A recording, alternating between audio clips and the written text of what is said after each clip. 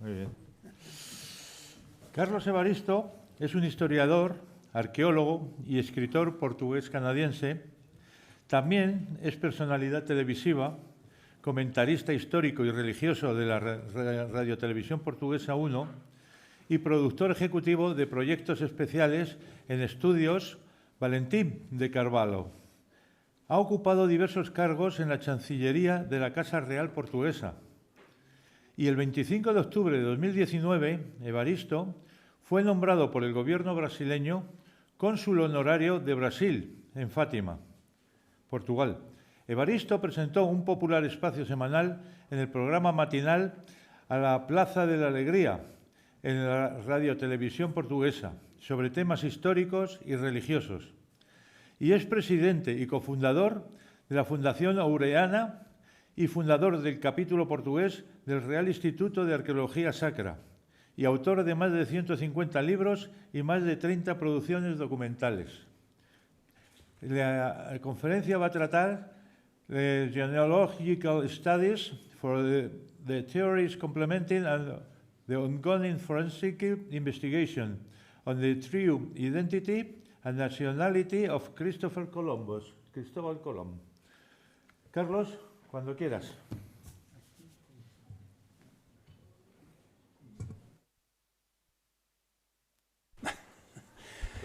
Sí, gracias. Thank you very much for this opportunity, my dear friends, ladies and gentlemen. I've been asked to speak in English for our international audience. As we can see, Christopher Columbus is undoubtedly one of the greatest figures in the history of the world. But the truth is that, in fact, he is someone that we hardly know anything truly about. The controversy over the proposed genealogies in place of birth and his birth date is our first leap. All of the possible birthplaces presented for Columbus that are claimed today are not referenced in history until well after his death. Genealogies for Columbus are entirely fictionalized, although there have been many numerous fascinating theories as to his ancestry, place of birth, and subsequent nationality. Columbus' birth theories include Catalonia, Galicia, the Canary Islands, Madeira Islands, Azores Islands, more recently Greece, and Poland, with the Genoa, Italy theory being the most prevalent, but in truth, only since the past centuries.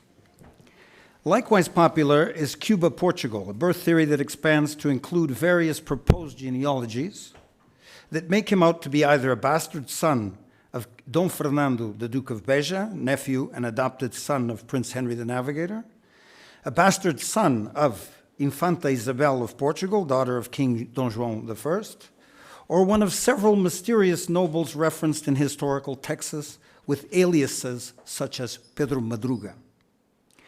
Most general reference works, textbooks, and encyclopedias state that Columbus was born in Genoa, then a maritime republic. Some go into detail, naming his mother, his father, family members in that country, even a street name where Columbus' family supposedly lived as scarsadore, shearers, weavers, or dyers, running a tavern, an inn they purportedly managed. However, these landmarks were only placed in the last few centuries. 1906 officialized after Columbus was officially heralded as Italian during an international conference. Well-known historians have popularized the Italian birth claim in their narratives, but this was something which never was confirmed by Columbus himself, nor by his son Hernán, who was his first official biographer.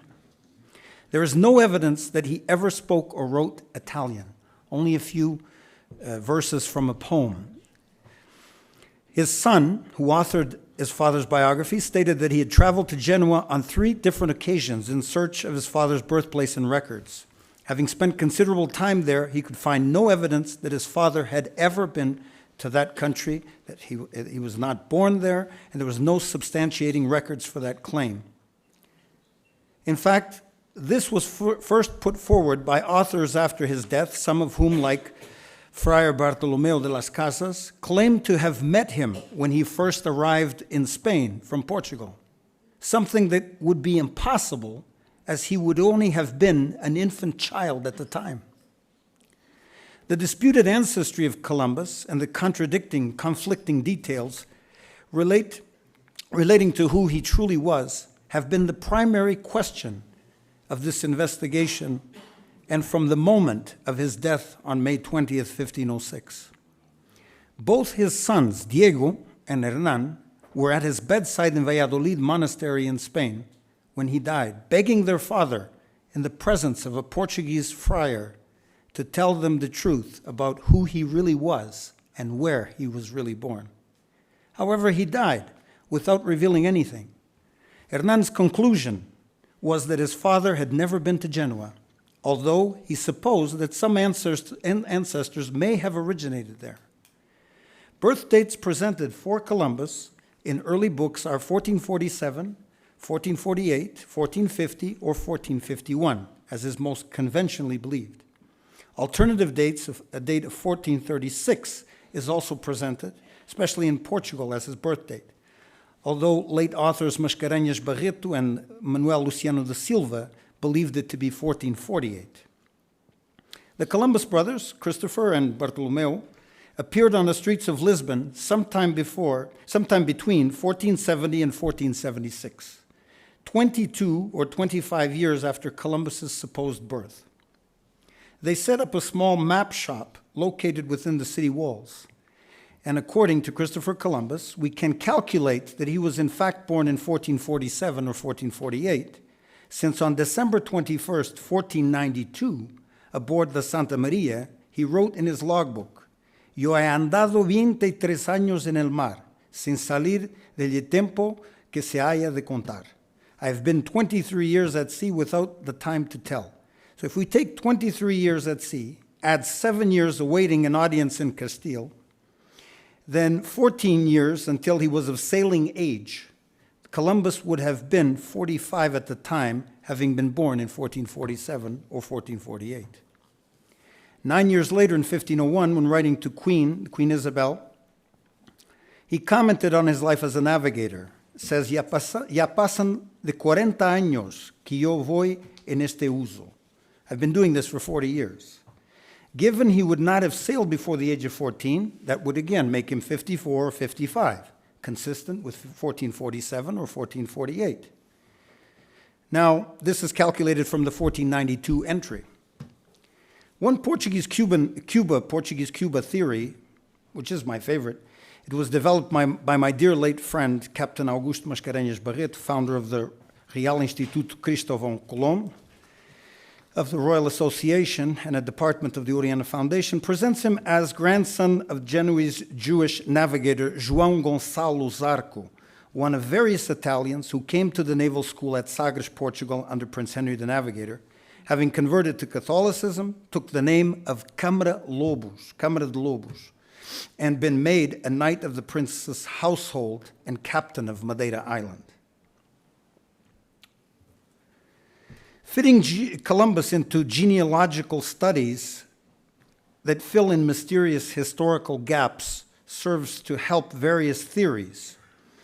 These range from those that are so credible that could stand up in a court of law to those that are so far-fetched, it's amazing how many people can believe in them. But no matter what theory one may choose, the important thing here is that this work by so many researchers over various centuries is indeed meritorious. Because when we have such a historical mystery as this, all clues, be they factual documents, coincidences, or otherwise, are open to consideration and discussion as they would be with various theories that follow supposed clues and historic coincidences presented by criminal investigators in an attempt to solve a murder mystery or a crime in complement to forensic DNA studies. And so it is that currently the extensive work of various researchers in complementing the ongoing DNA profile study by renowned Granada University professor and my dear friend, José Antonio Lorente Acosta. Now, a brief look here at some of these popular Columbus theories. There are various Italian birth theories and traditions, like Liguria, Venice, Monferrato. But the Christopher Columbus, son of a wool manufacturer from Genoa theory, originates with Angelo Trevisano, writing in 1504, the first widely circulated book that stated that the admiral was Italian and his name was Christopher Columbus. He first stated that the admiral was from Liguria in the first edition. Father Pietro Martir de Anghiera repeated his name in the following writings in 1525, although he first claimed in the first edition he was Cristofão Vão Colonos, using the Portuguese version of the name. Although no copies of Trevisano's original books exist today, it is nonetheless certain that it would be he who first circulated the idea that Christopher Columbus was originally from Genoa. No fewer than a dozen books published between 1504 and 1606 by Venetian authors, such as Montalbano and Rumizio, and others including Bernaldez and Corumberger, propagated this misinformation over and over again. It was Father Ludovico Muratori who, in his book of published letters, refers to Columbus for the first time as being a scarzadore by profession, or a term used for a family of shearers, weavers, and wool dyers. Badly translated editions of Rui de Pina's work, Portuguese chronicler, also helped spread the idea that Columbus was Italian. For example, the Portuguese word foreigner was translated in the Spanish version of this work to the contemporary Iberian synonym of Italian, synonym, then used to designate someone who was not from this country. So if you were a foreigner, you'd say, è un italiano. And that could mean anything from, from Italy to France, è un italiano. Much like today, we use the term, è un ucraniano, or a Russian. It can mean anybody from Moldavia to Russia. Although only 3 siblings are referenced in most Columbus birth theories, Christopher, Bartholomew, and Diogo, the Columbus genealogy from Genoa presents 2 more brothers, namely Giovanni Pellegrino, Giacomo, and Diego, and also a sister named Bianchianetta, Blanche, whose mother was a certain Susanna Fontanarosa. All of these facts were, however, contested by his son shortly after the admiral's death. Another collection of mysterious rediscovered documents relating to Christopher Columbus puts him as having been born in Madeira Island. These documents were uncovered allegedly in the beginning of the 20th century in a series of clay pots buried in a cistern under the house of the admiral on the island. Contemporary reports that I was able to locate in national papers related the find and stated that his name was Cristofar Columbo and the year 1503 in the land of Zarco. Now, the document allegedly told Columbus's birth took place in a nearby island, and how he was really the son of an unknown father and a certain Conceição Antonia Tello, having been back to Madeira in 1429 by his maternal grandparents before setting off for the discoveries. But the director of Madeira Archive allegedly sent Manuel de Andrade, who was at the time the acting national records keeper, the documents and the clay pots, so as to catalog them as valuable artifacts. But today, I found no records of these artifacts whatsoever. So, was it a hoax? A statue in Madeira supports the oral tradition and the fact that he was born there, although he actually did live there with his Portuguese wife. Historian Ricardo Beltrán y Rospide, member of the Royal Society, Geographical Society of Spain, wrote extensively that Columbus was not from Genoa, but rather a native of España, having been born either in Portugal or Galicia, situated somewhere na banda occidental de la península entre Los Cabos, Ortegal y San Vicente. He also never provided any proof of this.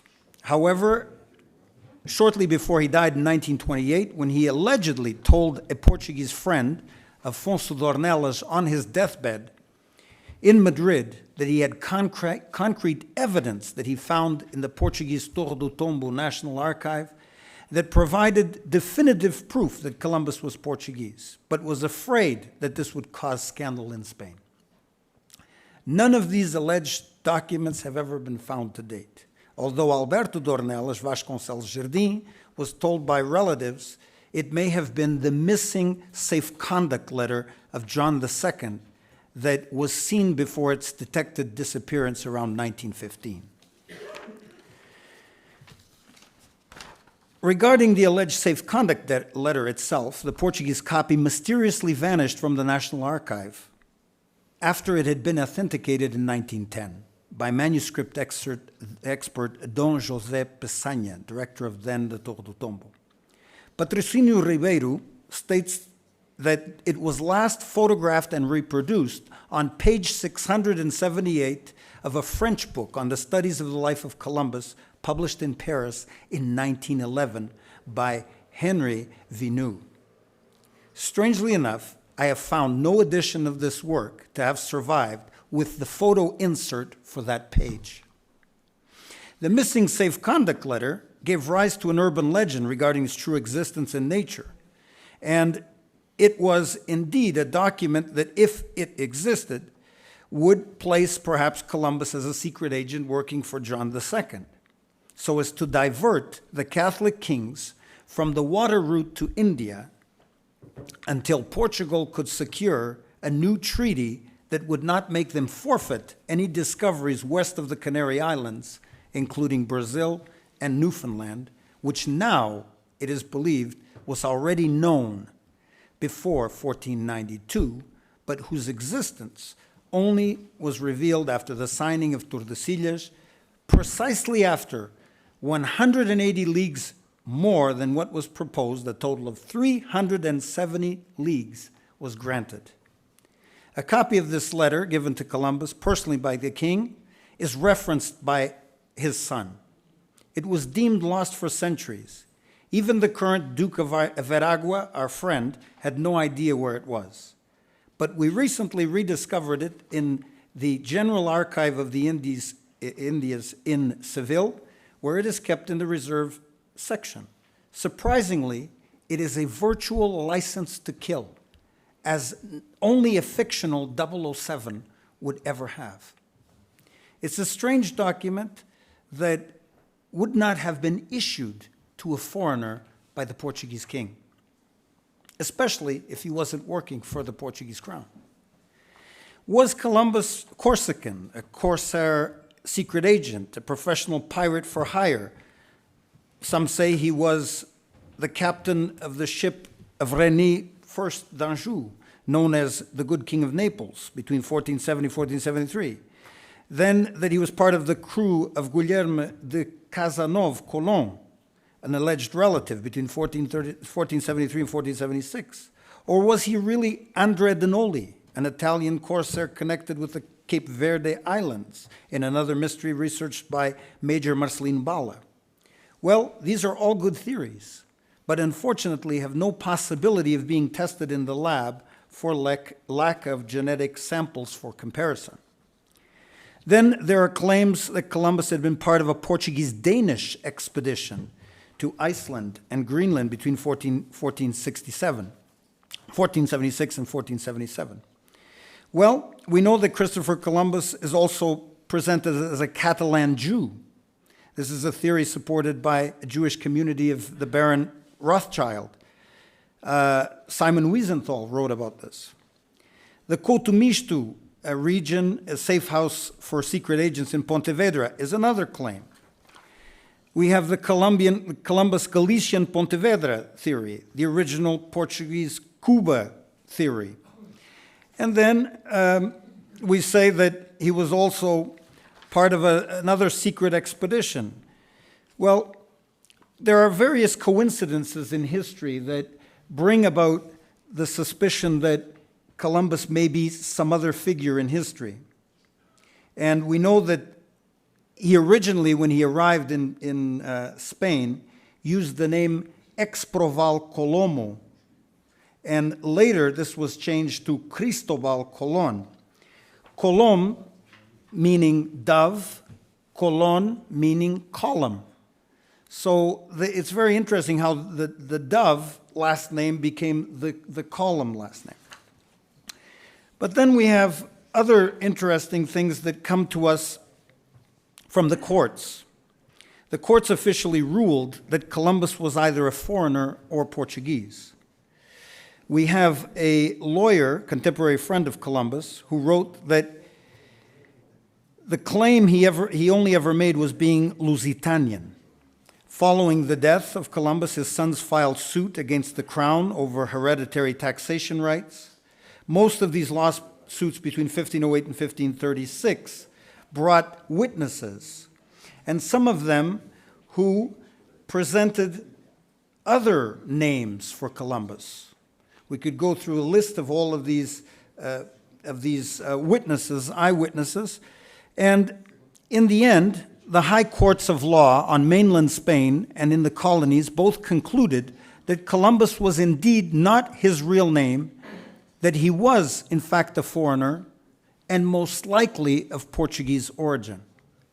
Now, the Pope confirmed in various documents that Columbus was not Italian, where he refers him as a son of Hispania, a distinguished native of the Iberian Peninsula. The Knights of Columbus, an organization of 150,000 members, the largest organization dedicated to Columbus, petitioned the Vatican to have him canonized. The Vatican officially declared that the real identity of Columbus is unknown. And so, as such, he can never be canonized because we don't know definitively where he was from or what his true name was. The DNA, however, confirms that Columbus's remains are in Seville, although they may also be in Santo Domingo. But the Santo Domingo government, who at first was going to cooperate with this investigation, after the results came that he was related to the remains of his son and his brother, both interred in Seville, decided no longer to cooperate. One very interesting thing is that the remains in the box in Seville represent less than 15% of his total skeleton. And the remains in Santo Domingo may represent another 15%. So where are the other remains of Columbus? Well, we conducted a study and we concluded that in according with the religious practice of the time, each time a body was translated, 1/3 of the remains had to remain in the original place where he was buried. So if we calculate that on 10 different occasions he was translated from place to place, then the last part that was to be removed, and that is what states on the plaque, the last part of the remains of the first admiral of Christopher Columbus, the discoverer. So that means that his remains are scattered in various places. This is the Dukes of Veragua, and this is the confirmed descendants of Columbus. And one of the theories that DNA has attempted to uncover is that Columbus has a connection to the Portuguese royal house.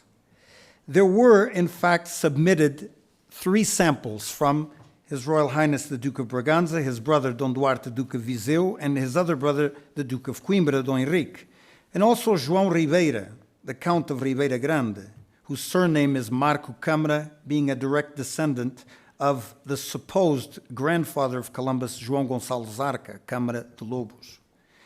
Well, there was established a partial link, according to Dom Duarte, in the confidentially shared results.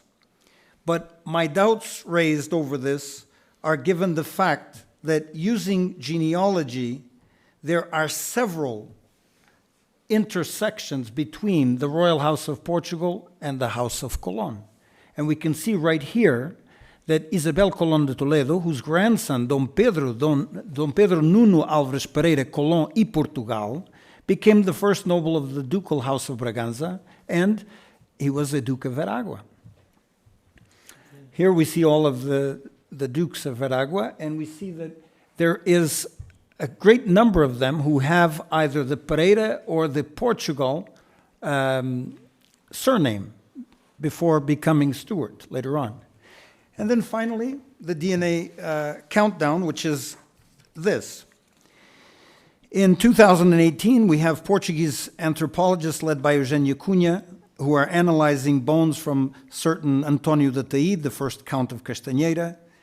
We have other people who have looked into tombs for remains to substantiate other genealogical expositions that tried to make him out to be other people. But our theory, or our most prominent theory, to make him out to be a member of the Portuguese royal family has failed because the authorities of the Capilla Real crypt in Granada have not authorized the opening of a small lead coffin with the letters PM, who identifies Prince Miguel da Paz, son of King John I of Portugal and Queen Isabel, daughter of King Fernando. So until we get permission to open this lead coffin, further research has to prove the prominence of Columbus. We hope the church authorities may cooperate, but preliminary results for the samples already submitted for DNA comparison are soon to be disclosed by Professor Lorente. It's hoped that these results, backed by a respective genealogical study, will finally help write the conclusive chapter on the true identity of Christopher Columbus. And if you want, you can see some of our publications in Secrets and Mysteries of Christopher Columbus online. And that concludes my talk. Muchas gracias, Carlos. Ha sido una interesantísima conferencia sobre la investigación de la verdadera identidad y la nacionalidad de Cristóbal Colón, que nos influye mucho a portugueses y a españoles. Tiene que ser hijo de alguien. Sí, eso sí. No tenemos tiempo. Italiano. Del Monferrato, la mia terra. Bueno, pues no tenemos tiempo para preguntas. Sí. Y muchísimas gracias. Y continuamos con el siguiente ponente. Gracias.